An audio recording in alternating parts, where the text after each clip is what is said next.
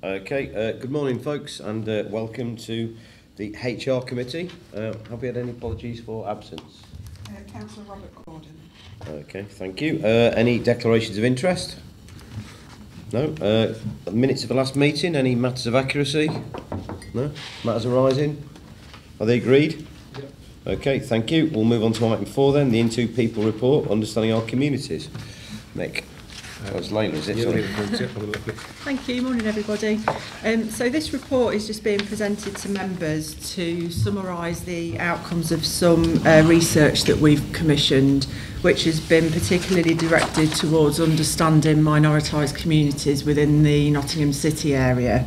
So this work was commissioned as some qualitative research to try and understand public perception around what people think of the Fire and Rescue Service, about how much they understand about the services that we deliver, and about how much they would consider us to be an employer of choice.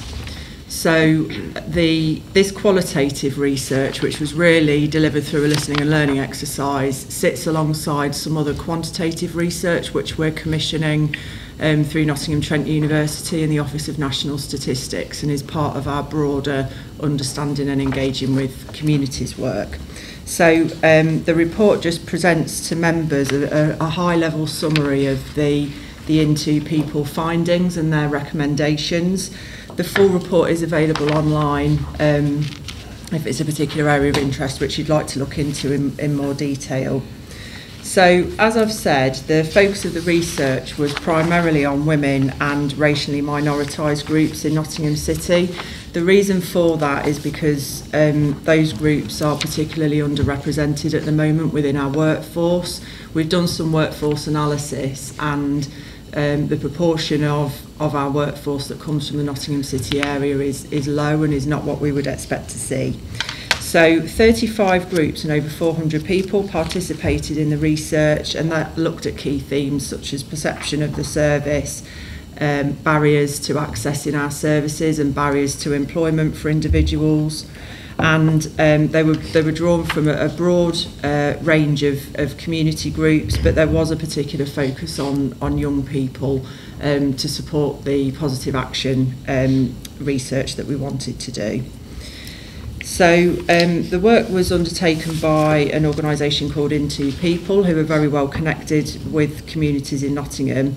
And section 2.5 just summarises some of the insight that has been drawn from the research and is now being used to inform our future people and culture strategy, which will support CRMP delivery from 25 to 28. So there were some common themes that came out, particularly in terms of lack of knowledge around roles that are available within the Fire and Rescue Service. It's clear that we don't communicate our offer as effectively as we could do, particularly to graduates who don't see how their skills and qualifications and experience could be used in the service. Unsurprisingly, those who knew a firefighter were more likely to be attracted to the role, and there is very much a role modelling and visibility issue, I think, particularly within underrepresented groups at the moment. There's a perceived lack of visibility of the service in schools and colleges. There has some groups identified that negative media portrayals that we've seen, for example, on the back of reports from London Fire Brigade, South Wales and other services, have negatively impacted on the public's perception of Nottinghamshire. And there were some stigmas, I think, and some perceived barriers around the suitability of certain religious dress, cultural requirements, and whether the service would be able to accommodate those if people joined us to work as firefighters. So from section 2.6 onwards, what I've done is just provided a very high level summary of the recommendations that Into People have presented to us, and you'll see that they're around the themes of leadership, and the need for strong and consistent leadership and a collective narrative around the benefits of diversifying the workforce. And I think that that's definitely come from SLT and from the authority. We hear that message really clearly, and integrating the recommendations as part of our CRMP and strategy delivery will help to embed that over the medium term now. Organisational culture and change. So these recommendations were about engaging the wider workforce in the work that's required, and making sure that we've got support from internal departments, including our newly created community engagement team, our corporate communications function and HR. There's quite a large section of the report which relates to public relations and marketing. So there were some common themes that came out in the report, such that our method of communicating at the minute isn't always landing, particularly with younger people and younger people from minoritised communities. And there are a number of recommendations which set out adopting a more sort of public relations approach to some of these activities. There's a suggestion that we should look at our recruitment process and policies to make sure that we're advertising opportunities as well as we can do, as well as actively demonstrating that we're a welcoming and progressive organisation where individuals can thrive and have got the opportunity to grow and progress with us whilst they're here. There's a section on targets and governance, so that does relate to how we measure and report progress, as well as learning from the experience of other similar organisations. And it came through strongly in the report that the community had a favourable view of the work that Nottinghamshire Police have been doing with communities over a number of years, and we're keen to learn from their experiences. So section 2.12 onwards just sets out the next steps. So we've taken the decision to be really open with the findings of the report. The report's been published on our website, and that's both for internal and external interested parties to review it, and has also been presented at the National Asian Fire Service Association conference, which was hosted by Nottinghamshire this year. So that was presented on the national stage to the sector. We've had an initial workshop with the service's strategic leadership team, and we held a really well attended partnership event earlier this week to provide some initial thanks and feedback to the community. I know a couple of members were there, and it was a really lively and active discussion, which has certainly given us all a lot of food for thought as we progress with this work. And finally, following the engagement within two people, 53% of those that responded and participated in the research expressed an interest in a have a go day, or understanding more about the role of a firefighter and what that entails. So we're currently arranging a number of have a go days, and the first one of those happened this week as well, with a group of 20 young people, and now continue over the coming months. So really at this point, this report is just for information only, but as the new strategy and workforce plan starts to come through supporting the CRMP next year, members will start to see this work filtering through into that as well. Brilliant, thank you. Got any questions, colleagues? Tom? Yeah, Leila, firstly, I mean, one thing I picked up from your presentation this morning, and also from reading the report, I think it was probably, and this is coming from an opposition member's perspective as well, very harsh actually on the authority. I personally feel we're very self-critical because we always want to improve, but and I maybe slightly disagree with your presentation. I mean, the perception that Nottinghamshire Police have in places like Ashfield, I think wider Nottinghamshire, is extremely poor, and I would be embarrassed to have the public perception that Nottinghamshire Police have. Compare that to what the Fire Authority have, and I think we're extremely well thought of, and I think that is a credit to everybody here, and the work that's been done over the many years, even before my time, what we do, and I think that is something to be proud of. And I think you also have to look at how, from an HR perspective, our inclusive nature, you know, whether it be with women and girls or LGBTQ communities, I think we are leading the way on inclusive, and I guess there's always improvements that can be made, 100%, and there's no getting around the fact that the very nature of the job probably isn't directly inclusive of those particular groups, but we are very good. Now, I'm proud to be part of the team that's delivered that, but with regards to probably two groups I think we've got improvements to make of, is probably particularly in places like the city, more ethnic diverse communities, particularly the Muslim community and the Caribbean communities. I think we're definitely underrepresented with that. And certainly something comes to mind is they're also very well organised communities, particularly the Muslim community. And I wonder if, again, it's not probably something that I've been more involved in directly, because it doesn't really affect Nottinghamshire and Ashfield. But have we made any efforts to involve ourselves with particularly like the community itself on a more direct level to try and include them, and actually particularly on like a hoarding level and some of the more safety measures that we could do with the smoke alarms, etc. Is there something we could do, a big giveaway potentially to get people engaged? And so obviously the stuff we're doing anyway, but just engage them.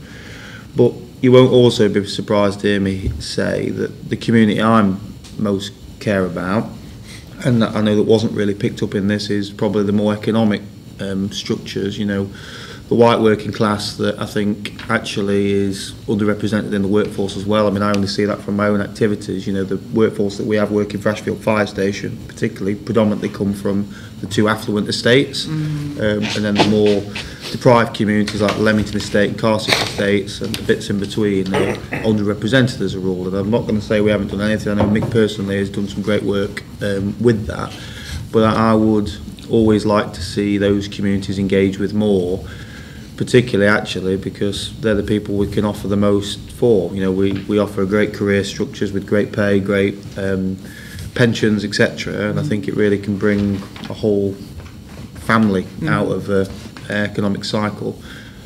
So I do think that's probably the only bits of improvement. But I think as a rule, the reason I wanted to speak on this is I actually think Nottinghamshire Fire and Rescue Service are doing a fantastic job. And I was probably slightly uncomfortable with the negative slash tone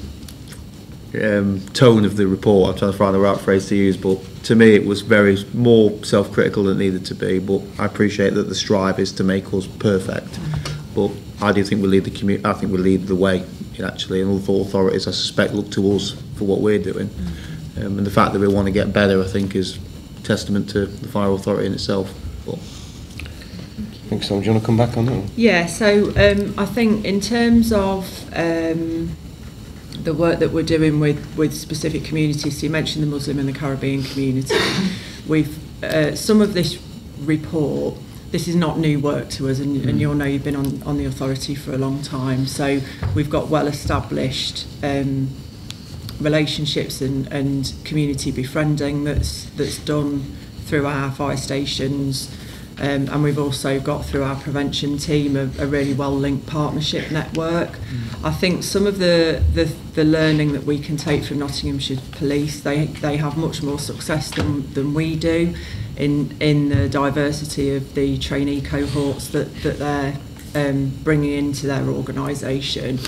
And some of the learning that we've taken from communities is very much about building sustainable and long-term relationships. So we're not just going to communities when we want something from them or when we want to give them something like a smoke alarm, but that we build over time that trusted relationship. And I think to your other point around economic activity, certainly something that we're looking at how we can integrate that into our equality impact assessment process.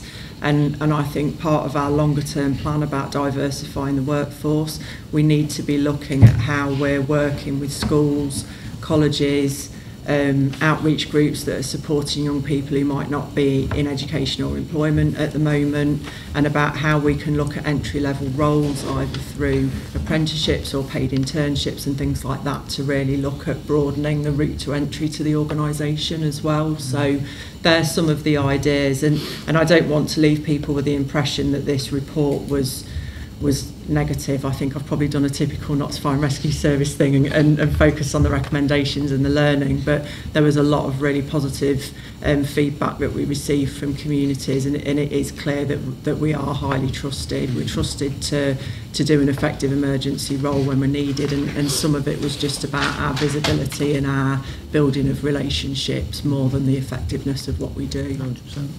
Thanks, Naya. It's not a question, but I just like to thank you for your report. There's just a couple of things that I picked up. There's a lack of visibility in schools and colleges. Where I previously lived, we have the Nottingham, we have the fire authority coming and engaging during Friday congregation outside the mosques, Oh, okay. which has a lot of crowd, and so they would engage with members of the community. Perhaps it might work with other communities as well. But that was one day where because we used to go for our Friday prayers, and that was one day that we had a lot of crowd, and I would see the fire authority members engaging with the members of the community, especially the Muslim. I'm sure it would be for the other communities as well. They would have their certain days where it would be worth engaging.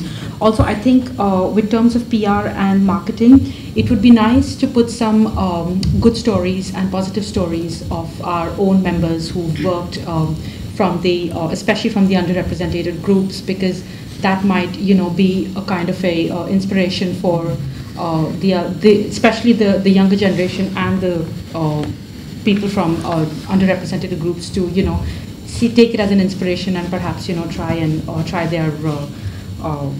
try out working for the fire authority. And yes, I have to say that thank you very much. I think it's brilliant that you're having those go days. It really makes a difference when people come in and have a look and see how the organization is working and what's going on. So I just want to say thank you, and just a few comments from me. That's it. Thank you. Thank you. Thanks, Audrey. Yeah, I think it's just to say I went to the partnership event earlier this week, and I think it was lively. But I do think that the groups that were there were very interested in actually getting to know more about the fire service, but also the recognising that Nottingham Fire Service is one of the better performing fire services. And I think, thank you for the report, but I don't think it does justice to where Nottinghamshire Fire Service is. And at the event, we actually showed representation from other communities who were firefighters. I mean, you could have named them today, of those individuals that I made reference to, showing people that there are people that represent us as firefighters. So I think that was really, really, really good.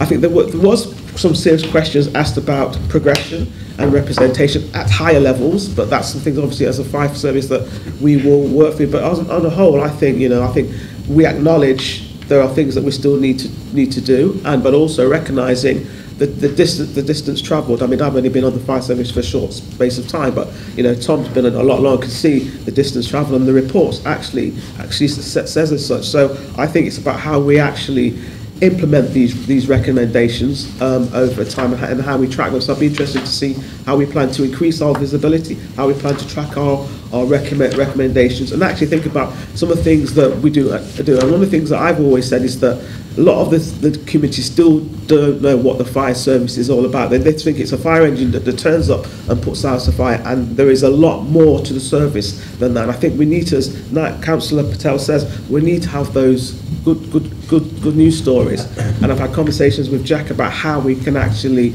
do that and actually use members as part of that, so that people out there know. I mean, the work that we do, with the police, and there's, the collaborative work that we do there. So there's much more that we can do. But I think it's just to acknowledge the distance travelled and actually thank the staff and the partnership groups that got involved in actually bringing this report to fruition. Do you want to come back on any of that? No, I don't think so, but comments on it. No, I mean, there are some practical things happening in terms of what we're looking at in 2.5. And there's some perceptions we need to get over, I think. I mean, there's been some good work, colleagues probably saw it, in terms of the internet promoting some of our own workforce over the summer, etc. That was particularly good, I felt, in what they were doing. And then I think there's sort of stigma about there's certain religions and cultures, whether suitable for roles in the fire service, that seems really old-fashioned to me. I was saying when we did the pre-meeting for this that just seems almost daft. It's like a 1970s perception, isn't it? But I suppose we have to go out there and actually challenge it. And if people see those sort of things happening. And I think, obviously, from our perspective, speaking as a city councillor, we're under-recruited in the city, and that is one major reason, I think, why we don't have the diversity we have, because it doesn't reflect the city so much.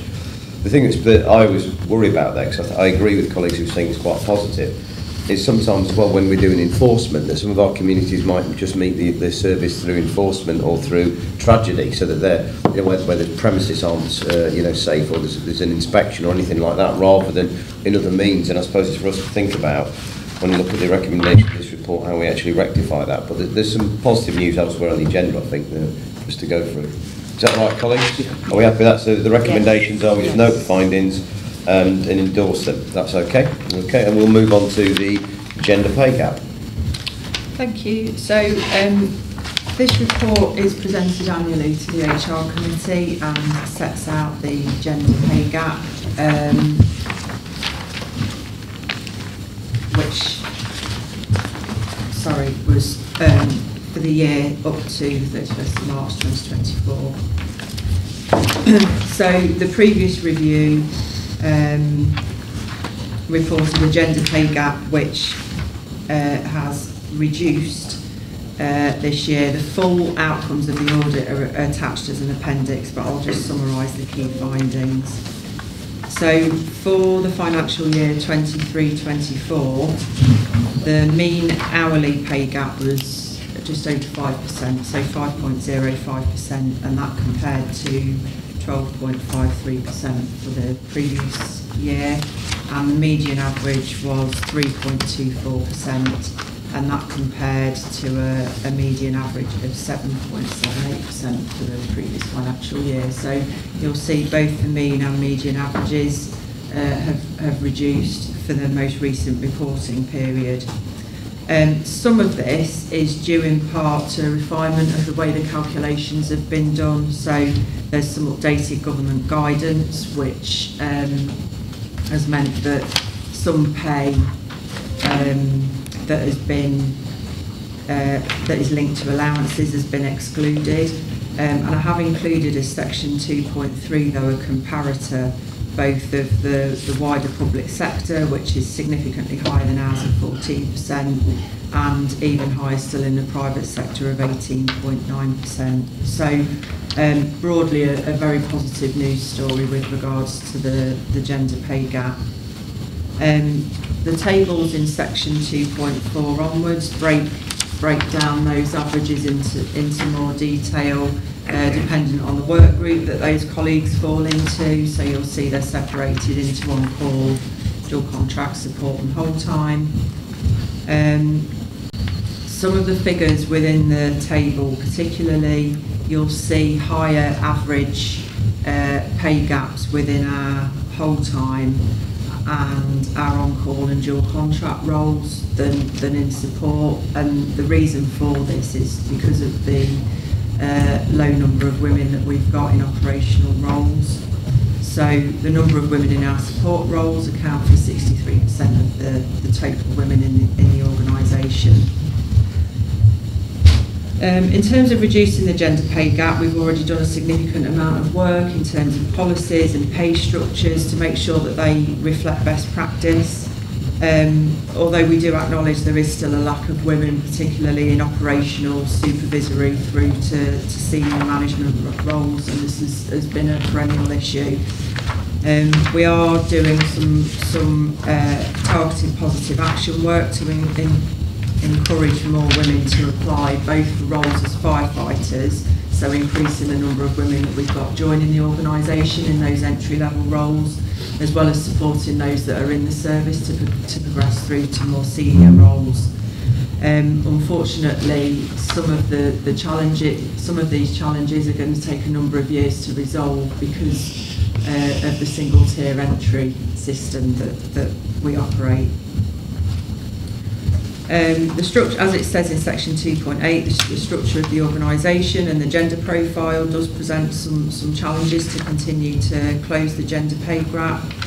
We have over the years changed our leadership development programme, and there's now very much evolved a different leadership style that is valued based on coaching and effective people skills, and we continue to challenge the culture and evolve over time. Section 2.9 just sets out the work that we do with the Women's Network, which has been established in 2021, and through that Women's Network we provide tailored support and guidance to women across the workforce, as well as also targeting learning and development opportunities for members of that network. It's an important source of information for the organisation as well, and the members are helping us to identify and to challenge barriers both to recruitment and to progression of women in the workplace. So section 2.10 sets out some of the actions that we're taking to aim to further reduce the gender pay gap.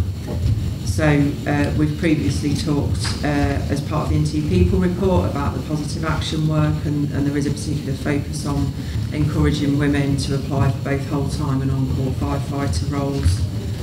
And there's proactive identification now of those individuals with the potential to progress to more senior roles, and tailored support being provided for learning and development of those individuals. We're reviewing the barriers for women to be appointed to senior roles across all work groups, and we're also undertaking an assessment of our flexi duty officer collective agreement. So that's station managers and group managers within the operational workforce, so that middle management level where women are particularly underrepresented at the current time. We're in the process of maximising the advantage that's come from the National Pay Award this year to be able to provide more flexible on-call contracts, and that will be implemented from January next year. And we're providing opportunities for women to gain experience in more senior roles, both through temporary appointments and involvement in project teams and development roles. So alongside the bullet points that are set out, we're seeking to adopt a longer term and more sustainable approach to workforce diversification, and again the recommendations from this report will be built in as part of our CRMP and strategy development to make sure that they don't sit separately but are part of a wider workforce development and workforce planning approach. So I think that was all I wanted to say. Okay, thank you. Any points, questions, anything, colleagues? Yeah, I mean, I think it's good that we continue to reduce the gender pay gap. That's always positive, but clearly there's more work to do in that space. And good that we're reviewing the barriers for women to progress. But what specifically on some of the barriers that have been presented? Sorry. No. Particularly with the flexi officer collective agreement as an example, I think some of the barriers are perceived rather than actual. So when we speak to colleagues who are currently working on shifts on fire stations, there's a misunderstanding about the requirements of things like on-call rotas and how burdensome it is and the flexibility that comes with some of those. So some of it is a coaching and an education piece of work for our own workforce, but I think that there are moves that we need to continue to take to look at more flexible working opportunities within what is quite a rigid shift system at the moment. So that doesn't always favour not just women but people with caring responsibilities more broadly. And I do think that because only about 10% of our operational workforce are women, that there is a challenge with role modelling in that arena, and it gets said quite frequently that you can't be what you can't see, and taking the opportunity to work not just with senior women in our own organisation, but we also work regionally and nationally with women in the fire service to look at mentoring and coaching and skills and confidence development with that cohort, because what we do tend to see as well is that women will sit in a role for longer before they go for promotion compared to men, and some of that I think is a confidence issue and the impacts of being underrepresented in the workforce. Because of the partner meeting earlier this week of the senior management team, there was one female and she gave an emotional speech about how she was a female senior worker for a long time. So it would be really good to understand what specific action she's taking to try and encourage women in operational roles, but also to progress to senior roles. So I think for me that stood out just as much as diversity earlier this week. So whilst I do agree that we've made strides in that area, clearly there's a lot more work to do. And I guess my specific question is, what's the timeline on implementation of all actions in 2.10? So the actions that I've set out in this report are the things that we're going to do in the immediate term, so really within the next 12 months. I think there's a lot of work that's already going on. So I don't want members to think that this is all new work to us. But when we look at our workforce diversity planning, we've set ourselves a longer term goal over the next 8 to 10 years to really make inroads and strides into workforce diversification, and some of that is about bringing more representation in at that entry level and then helping colleagues to progress through the organisation. So there's no one quick fix that we're going to be able to see to make things better by this time next year. I think there's a combination of diversifying our recruitment cohorts, but then also doing targeted work with the women who are in our organisation to support their personal development as well.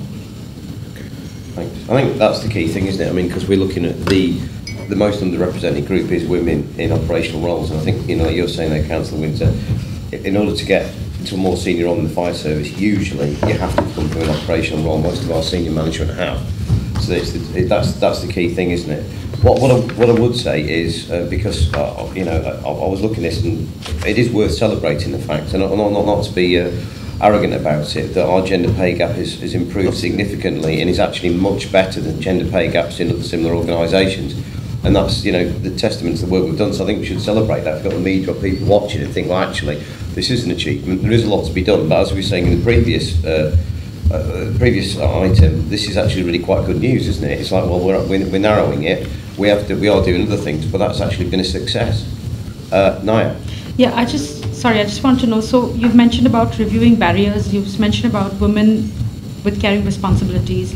So is there will the review be with regards to PTSD, pregnant women and menopause?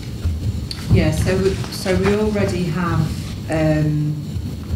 reviewed our maternity arrangements, and we're working with some colleagues who have had recent maternity experiences with us in the organisation to look at how that can be enhanced and improved.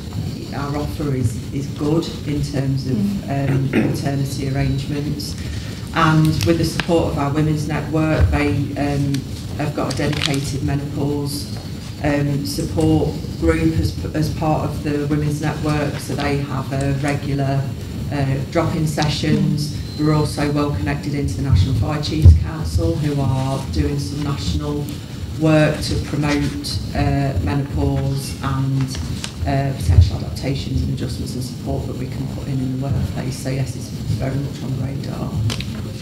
Thanks, Mick. Yeah, sorry, just really sort of want to comment, hopefully from not only this report, from the reports that report we've already discussed, the reports that were presented to you today, members, you'll see that ambition of the service. And thank you for the positive comments in terms of really sort of acknowledge that ambition and acknowledge the journey that we've had to date and the improvements we have today. So, because there are a lot of people who've worked really hard to be able to champion and really drive those improvements. And in terms of the senior management team, you know, Leela's an excellent example of somebody who sits on that senior management team, and we are really working hard to make sure that we've got that diversification of view, of opinion. As we move forward, we know that we need to be able to do that in terms of representing our communities. We do face some challenges. We really do face some challenges. Some of the barriers that exist are not just barriers for women in the workplace, but they are very, you know, that most of them are similar barriers to in terms of other minority groups, and you'll see that as a thread throughout the reports. But we have got that clear ambition. One of the things that we do talk about and do talk about quite often is one of our strengths is our retention of staff. That is, you know, we're really proud that we have people come and work for us for a significant period of time. A firefighter on average 30 years, and we have really good retention levels, both operational and support staff, which should be celebrated. At the same time, also causes a challenge in terms of that turnover of staff to get new people in, to be able to diversify the workforce so we can better represent our communities.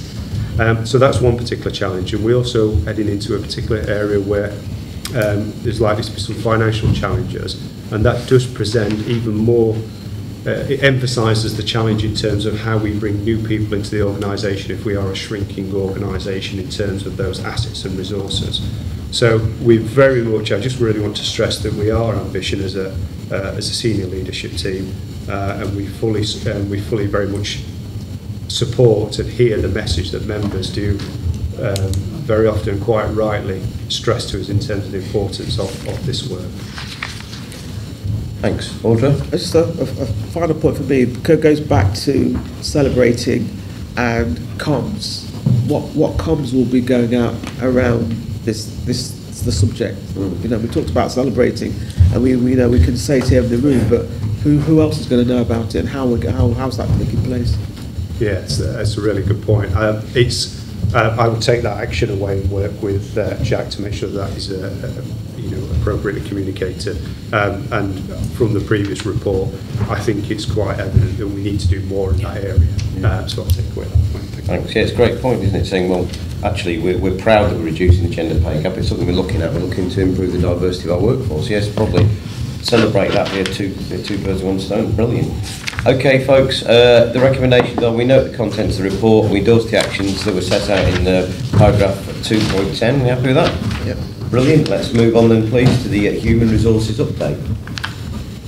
Thank you. So I'm going to start with an apology about the unwieldiness of this report. Because of the reporting cycle and the previous HR committee being cancelled due to the general election, we've ended up with 3/4 worth of data all being reported in one report, so it's very data heavy, so sorry about that. So this report just provides an overall summary of staffing numbers, absence and other HR metrics, and then also every 6 months we report qualities monitoring data through to the committee as well, so that's also included. So the first section sets out the staffing numbers. All of the data in the report is for the reporting period up to the 30th of September this year. So the table illustrates that establishment levels are broadly where we would anticipate them to be. You'll see in section 2.2 we've had 61 leavers and 82 people joining the organisation through this period, and we're sitting at an actual workforce figure of 837 individuals at the moment. Of those people who left the organisation, 17 were whole-time firefighters, 21 on call and 23 support roles. We've also had 12 whole-time and 1 on-call transferee joiners through this period, and you'll see the whole-time establishment sits at 429 posts against an establishment of 431, so -2 at the current time. During the period, the service has appointed to 26 on-call roles and 22 support roles, and I will just pick up the on-call recruitment, the successes that we're seeing in this area at the moment in terms of maintaining our on-call establishment numbers is testament to the hard work that's being done, particularly within our on-call support team at the moment, and is really bucking the national trend that we're seeing in other services where there are difficulties with on-call recruitment.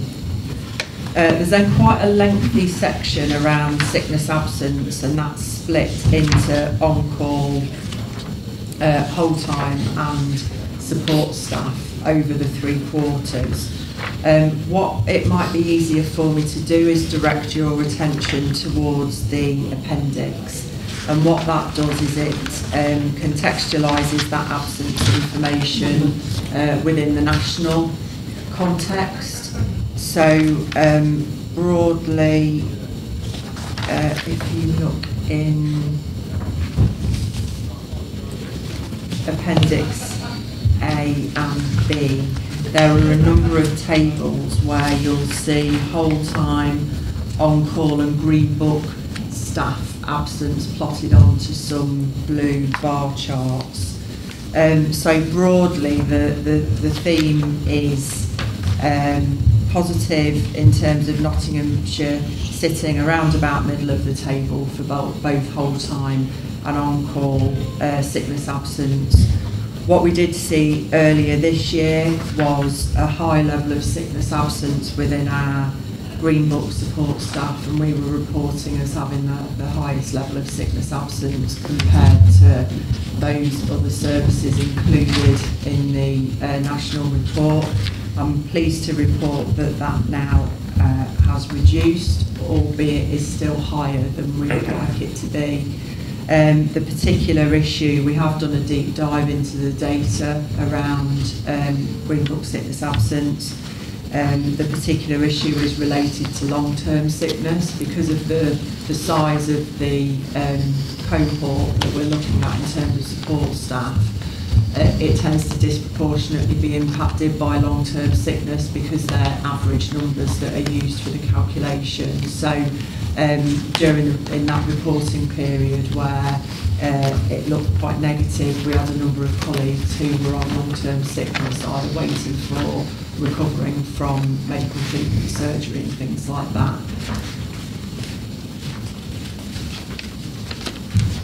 In terms of sickness absence, Appendix C sets out the reasons for absence.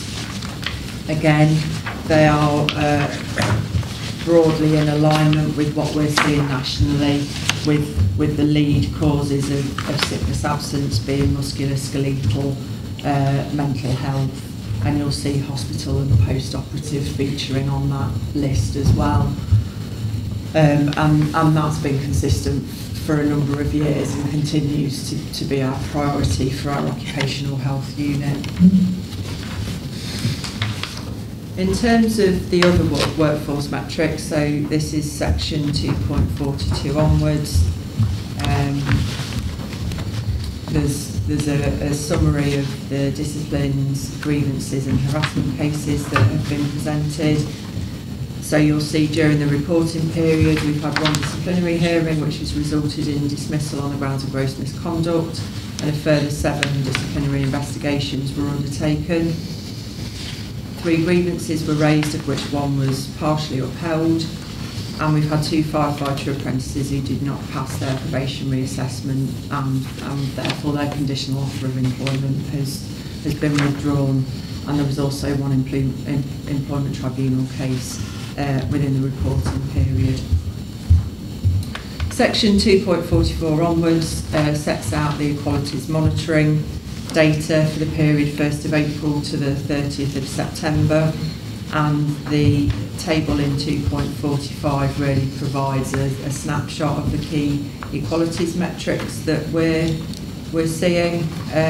So you'll see that set out of women in the whole-time workforce, women within the whole-time and on-call workforce, colleagues who are from a minority ethnic background, those that have declared LGBTQ+, and the number of disabled colleagues within the workforce.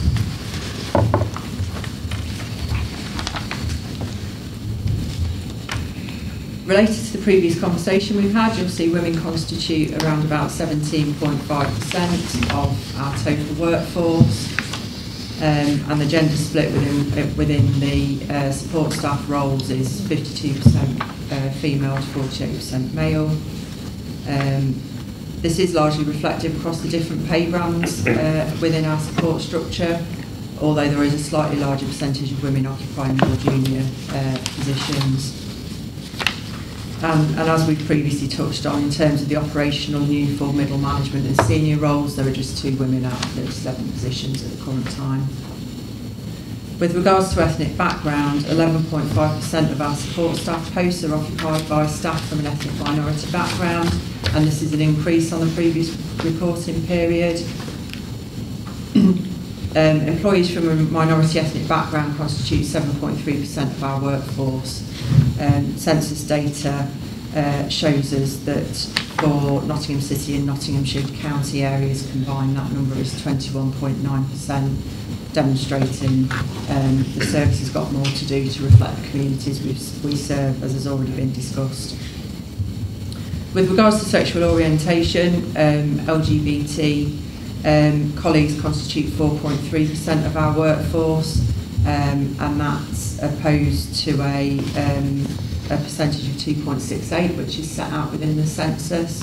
although it is recognised that the census data may not be accurate because there was a level of 6% of individuals who chose not to say during that census. Disability declaration currently sits at 4.54% of the workforce. Again, census data shows that to be around 20% broadly for the communities of Nottinghamshire, and again is an area of focus for the service, supported by our Disability Matters and Healthy Minds staff networks. You'll be aware that the service has made significant strides with regards to welfare and wellbeing support at work, and we are currently actively supporting colleagues with hidden disabilities, including neurodiversity, in the workplace with reasonable adjustments.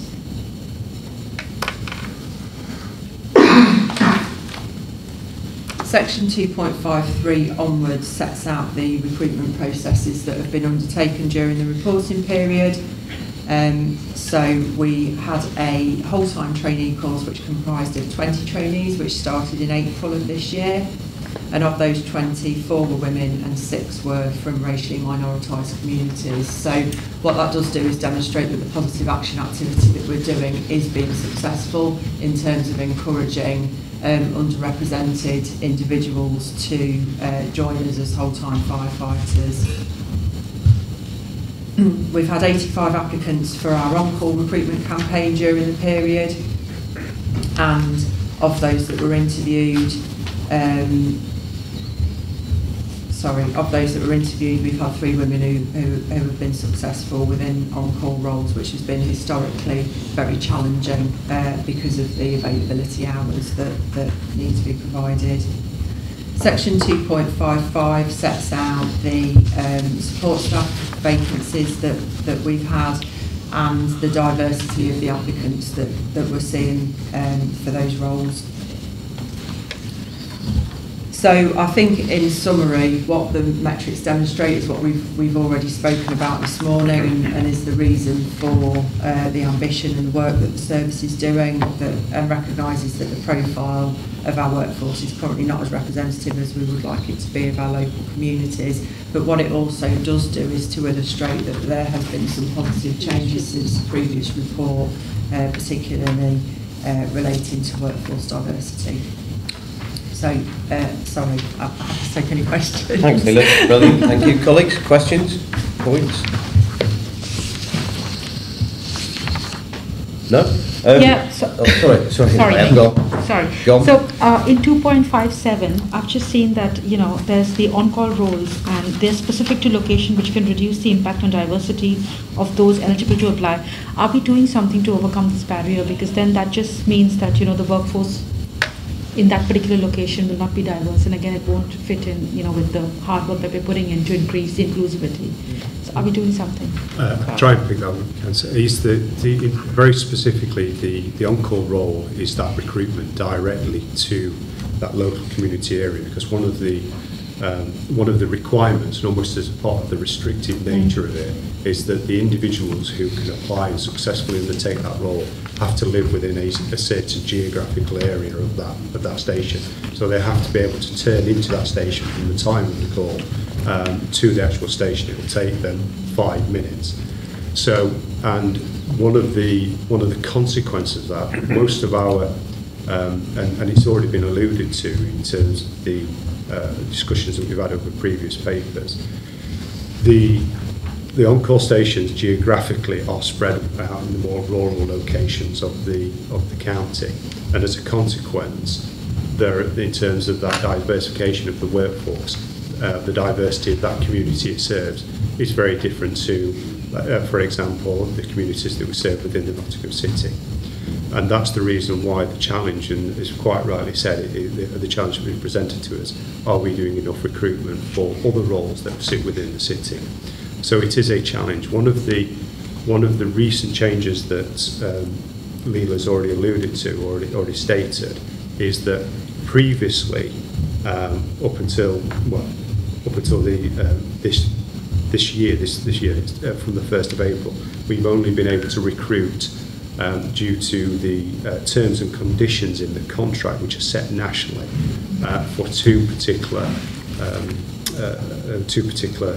sort of hourly requirements of the contract, and one of those, and they are 84 hours or 120 hours. So an individual for a contract, it's extremely hard, and it shows the level of dedication from on-call firefighters. But a minimum contract of 84 hours on potentially on top of whether it be other employment activities or caring responsibilities or family responsibilities has made it extremely difficult. Through at a national level, through the national negotiations, that has been reduced down to 3 different levels of contract, and the first one will start at a minimum of 30 hours now. So that does broaden out the appeal and the potential opportunities for everybody. So we're hopeful that we'll see an improvement in that area. Thanks, Mick. It's quite detailed. I mean, I suppose it's a thing to bear in mind, isn't it, when we are talking about this, that when you're saying in terms of on-call, when you look at the difference in our communities, if you looked at North Notts and other parts of the county, for example, they're very wide, to be honest with you. So I know this from working in schools, etc. There's a big difference. So in that circumstance, people having to get there from 5 minutes away is going to be like a huge challenge compared to what we'd have in the city. We were talking earlier on, I suppose, about a lack of recruitment in the city to other roles. Our service does often represent its community, doesn't it? But its community the communities are quite different depending on which part of the county we're in, I suppose. Yeah. Audrey? Yeah, I was going to ask whether or not we could actually adjust our recruitment to align workforce in terms of where localities, but obviously you've just explained the reasons for that. But I guess my question is more about what we're doing to reduce long-term sickness, especially around the mental health, etc. And what support do people get to return to work? Because when we think about people are the biggest resource for the fire service, and we just talked about financial pressures, and clearly we need to look after our staff. So I'm just wondering what we're doing in terms of helping to reduce those issues and actually engaging with people when they return to work. Yeah. So we're really fortunate. We've had a vacancy within our occupational health unit for a few months because our previous occupational health manager left. We've been fortunate enough to recruit a really experienced occupational health manager who's also a trained mental health nurse. So what she's doing at the moment, members will be aware we've invested heavily into welfare and wellbeing support for colleagues on the back of 2 HMI reports ago, really, where it was identified that the workforce didn't fully understand our offer. So the way that we do it is we tier it and stage it. So we've got an employee assistance programme that's open to all colleagues, and they can self-refer and self-access support, which is mainly telephone support for mental health and mental well-being. And we also have a dedicated peer support team. So that's a group of 20 colleagues who are trained primarily, but not solely, to support operational colleagues when they've been to difficult or traumatic incidents. And then overlaid over that is the dedicated support that comes from our occupational health nurse and also the doctor that we engage through that unit. And we've also got dedicated trauma counselling and therapy that is available that we can refer staff into depending on the nature of their issue. So depending on the severity, there's different offers that are available to staff. But I think particularly with mental health, stress and trauma related illnesses, where possible, it's always advantageous to try and keep that colleague in the workplace if we can, because what you do tend to see is that if somebody goes off work with one of those sorts of conditions, it tends to take them longer to come back. So we do try and put all the support that we can in, obviously to stop it from becoming an issue in the first place, and where it does, support to keep that colleague in the workplace where possible. I'm pleased to hear that, because I can imagine some of the instances that we've had to attend to. I mean, I've received texts time to time some of the instances that staff have to go out to. So I'm pleased to hear that there is that in place for support for them. Yeah, thank you. I mean, it's also, in terms of that, we've seen improvements again with support staff, because we did have a severe problem with that, and that's now significantly better. I think that's the good news story, isn't it? Well, I was looking at this when we were discussing it and thinking it's actually lower than Nottingham City Council sickness, actually. I probably shouldn't say that, but we're looking at the moment, so we can always make improvements. I think the other thing I would point out here as well, and I think was identified, is in terms of some of our stats, some of the work is going to be to get people to actually acknowledge that they've got, say, for example, a disability. Under the Equalities Act, for example, it's indicating it should be about 20%, and I'm not sure if there's an education aspect to it. And some of the stuff like we've talked about, I know here and elsewhere, for example, sexual orientation, you've got a substantial number of colleagues who don't want to say that that's a cultural issue. You would think that there'd be about 10% of our workforce would be LGBT, but obviously we've only got 4% because of that. So I think there's some work we could probably do on that as well. We've got better statistics than we think, but it's just whether people have actually acknowledged that. The other point I want to make on that, Chair, is that the percentages would differ from the city and the counties. Are we taking averages or are we taking actuals? That was the question I wanted to ask. So I think this is one of the things, when we look at, we need to be a bit more sophisticated in terms of our data analysis, and when we're talking about workforce diversity, actually being quite purposeful about what is it we're speaking about. Mick's already set out the challenges that we've got within the on-call catchment area, if you like. We've seen that our support staff roles are fairly representative and what we would expect to see. So actually the area of focus is our whole-time cohort. So actually being purposeful and deliberate and using the data effectively is very much part of our future plan to make sure that we're, I suppose, targeting where we can have best effect. Okay, thank you. Any more colleagues? Any more comments? No. Okay. So the recommendations here are just to note the report. We're happy to do that. And then we're moving on to review of workforce plan. Thank you.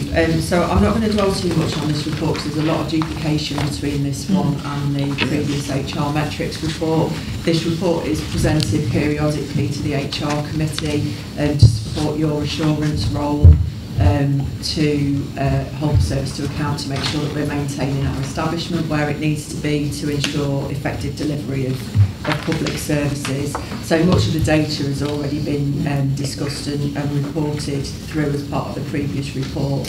So as a very high level summary, the whole time workforce is broadly in line with establishment, currently with -2 roles. The on-call workforce, we've already talked about some of the challenges to recruiting to the on-call workforce.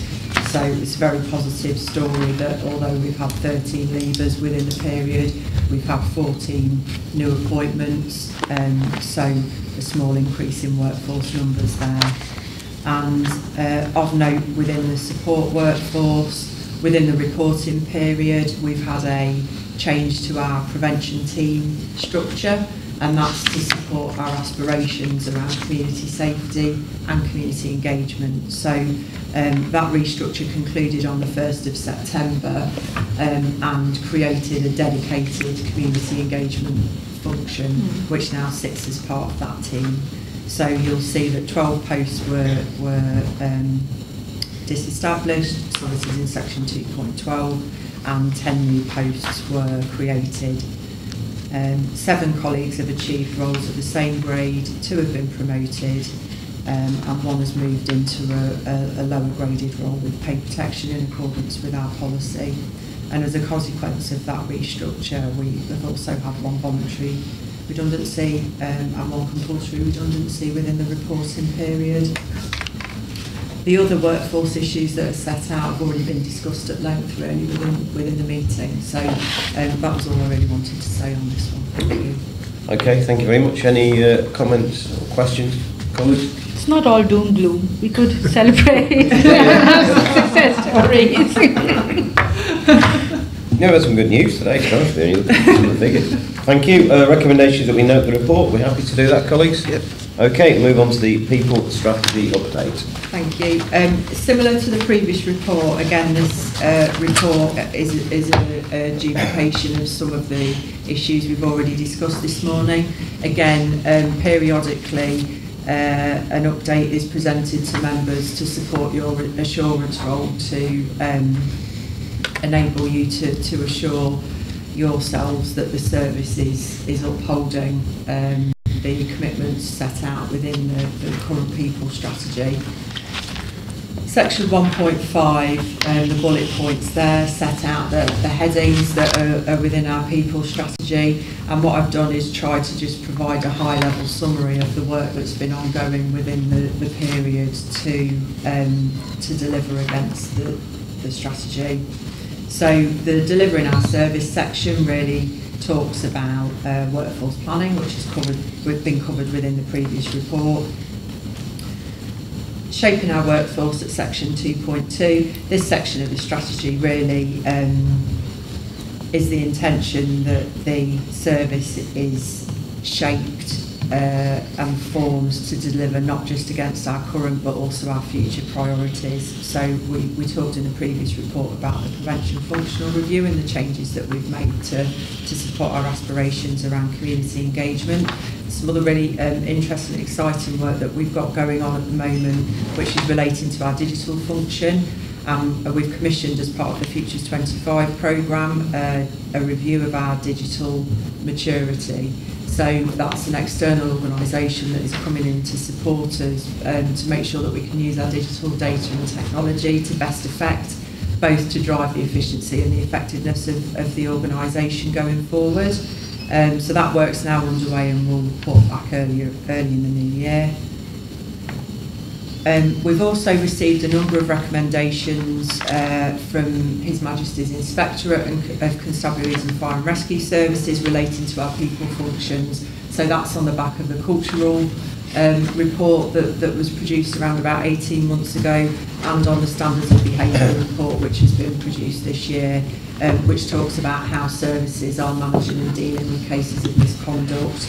So we're currently looking at how those recommendations can be incorporated in shaping our people function going forward. So we are currently reviewing to make sure that we've got the right structures in place and that we're adequately resourced to deliver the stretching goals that both the HMI have set for us, but also our own internal ambitions relating to people and culture, which are equally as important. The inclusion section at 2.7 really talks about the work that we're doing to make sure that inclusion really is in the heart, is the heart of our organisation, and about how we understand our communities and their needs as well. So we've talked at length about that, and I think the work that we've talked about is really summarised within that section. With regards to outstanding leadership, obviously leadership is key to cultural development, but also workforce development more broadly. So we've reviewed our leadership pathways to make sure that they are aligned to the national development pathways, which are set out by the NFCC for both aspiring, supervisory, middle and strategic managers. Our annual PDR process obviously supports colleagues who are aspiring for promotion or development, and I just had some very recent figures through earlier this week. 90% of colleagues have now been in receipt of the PDR, which has exceeded the internal target that we've set for ourselves. And I'm also really pleased to report that we've supplemented our leadership and organisational development function as well. And we've got an OD business partner who's now joined us, who's really who's brought a suite of really valuable skills with her, including coaching, mentoring, 360 feedback. So we're looking at how we can incorporate that more fully into all layers of leadership within the organisation. Previous work has been more focused around middle and senior management, so we're looking at how we can integrate that into our supervisory development as well. Workforce development talks about learning and development of colleagues more broadly. So as during the reporting period, the service has invested heavily with the support of members to improve our operational training capabilities. Members have supported investment in a state-of-the-art incident command training suite, which is located at Mansfield Fire Station, and also supported investment at our Service Development Centre, which is the heart really for our operational training function up at Ollerton. So that investment has enhanced our training offer at both of those sites, and has also allowed us to make improvements related to dignity at work, showering and changing facilities, and other inclusion work that we've been really keen to deliver at those sites. From an assurance perspective, the CRM Assurance Board routinely reviews compliance rates for operational training to make sure that all mandatory training for operational staff has been completed and that our workforce is competent and effective to meet the needs of our communities. And we're also continuing to invest in digital learning where it's appropriate to make learning and development opportunities more accessible to all colleagues. Our firefighter apprenticeship programme continues to be a massive success, to be honest. So we offer accredited and high quality apprenticeship training opportunities into our whole-time firefighter cohort.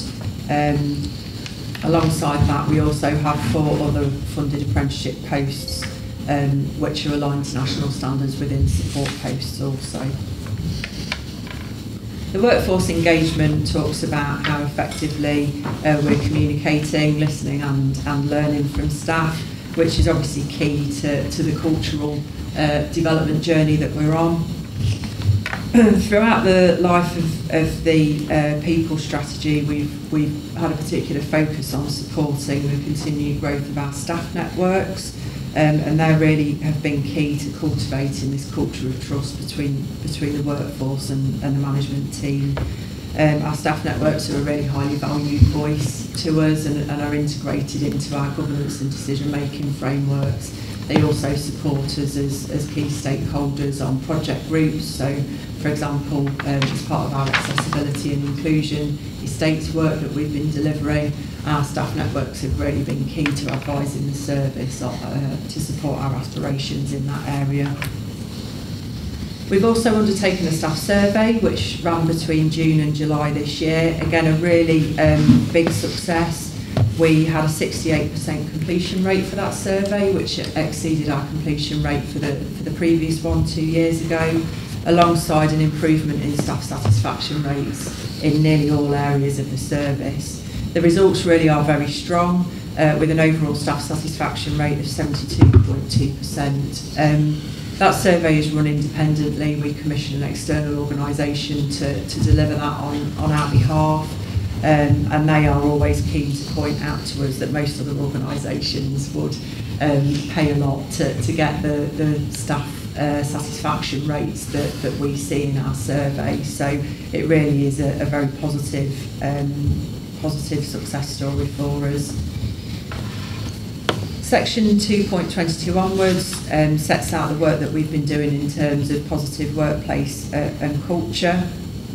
We've had a corporate level project which has been working to ensure that the service values and the core code of ethics is embedded into the daily work of all of our staff, and I'm pleased to report back that project has now been successfully closed, having met the key performance indicators that were set out to ensure that all of our staff understand the core code of ethics and the impact that has on the daily life within the service. Nationally, culture remains a key priority, and that's no different locally. We're continuing to look to the Inspectorate and also to the NFCC to make sure that we're learning from good practice and work that's being done nationally. But we're also sharing the good work that we're doing locally with others as well. We implemented a confidential reporting line, and this is set out in section 2.25. This was a recommendation of a previous HMI report, which suggested that the service should have a route for colleagues to raise issues anonymously with us if they wished. To date, between December 23 and today, so around about 9 months worth of data, we've had 13 concerns that have been raised to us through that route.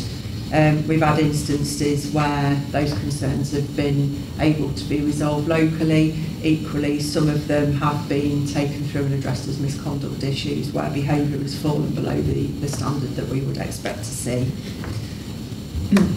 Section 2.26 talks about wellbeing, and again we've already talked about that related to previous reports on the agenda, so I won't dwell on it too much. It just sets out really the various provisions that we've got in place, and also I will just draw attention to some really positive work that staff-led initiatives, which include the Men's Walk and Talk Support Group for Mental Health, and that's available to all men in the workplace. We do see a particular issue, not unique to the service, but nationally, with regards to men's mental health and ability to talk. So service is really happy to be supporting that staff-led group, which comprises members of the workforce and also retired colleagues who are able to access that work. So that's it, I think. Okay, thank you very much, colleagues. Any questions, points, anything you'd like to raise? Yeah, I just want to say that I've not been on this authority for too long, but I see that there is a drive and ambition to get a positive workplace and work on the culture through constant engagement, and I think it's really commendable. From someone who's worked in the prison for 10 years, I know that change of culture is not an overnight issue. It takes years and years of hard work, and I can see that there is constant engagement to try and improve the workplace, to try and have a positive workplace and culture, and I really would like to commend the officers on this. Thank you very much. Okay, thank you. Yeah, I think it's just to echo that, and one of the things that I was quite pleased to see from attending the Diwali event was the actual types of uniform that you're actually going to introduce as part of, women wearing a hijab, etc. And so for me, you can actually see where, you could, individuals come from all sectors of society can actually become quite comfortable and actually apply for a job at the fire service. I think it's to actually commend the work that you are doing and the journey that we're all on together. But as Naib said, we've not been on the fire service very long, but clearly there's an ambition and a drive to actually continue to do better, and I think we just obviously want to be part of that. Okay, thank you very much. I think that's it, folks. If we've got anything else, just to note that report, and that draws matters to a conclusion. Thank you for your attendance, thank you for watching, and thank you to our colleagues for their work. Thank you indeed.